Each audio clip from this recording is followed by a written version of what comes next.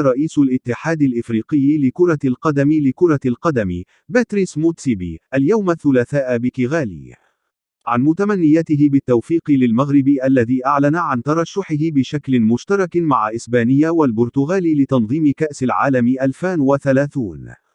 وعبر السيد موتسيبي في تصريح لوكالة المغرب العربي للأنباء على هامش حفل تسليم جائزة الكاف للتميز برسم سنة 2022 التي تتوج الإنجازات الاستثنائية لسنة 2022 والتي منحت لصاحب الجلالة الملك محمد السادس والرئيس الرواندي بول كاغامي عن سعادته لترشح المغرب لتنظيم كأس العالم 2030.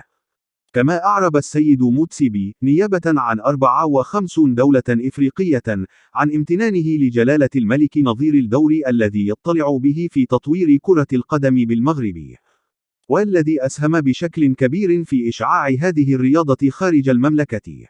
وبحسب رئيس الاتحاد القاري، فإن الجائزة التي توج بها جلالة الملك تشكل أيضا اعترافا بجهود العديد من رؤساء الدول والحكومات الذين يعملون جميعا من أجل تطوير كرة القدم في القارة الإفريقية. يشار إلى أن صاحب الجلالة الملك محمد السادس قد أعلن اليوم الثلاثاء بكيغالي عن ترشح المغرب بشكل مشترك مع إسبانيا والبرتغال لتنظيم كأس العالم 2030. وذلك في رسالة له بمناسبة تسليم جائزة التميز لسنة 2022 للاتحاد الإفريقي لكرة القدم.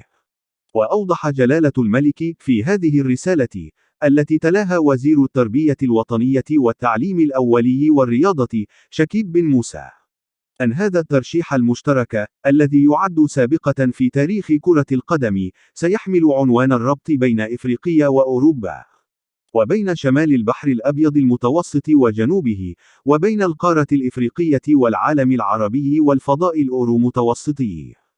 وأضاف جلالته أن هذا الترشيح سيجسد أيضا أسمى معاني الالتئام حول أفضل ما لدى هذا الجانب أو ذاك، وينتصب شاهدا على تضافر جهود العبقرية والإبداع وتكامل الخبرات والإمكانات.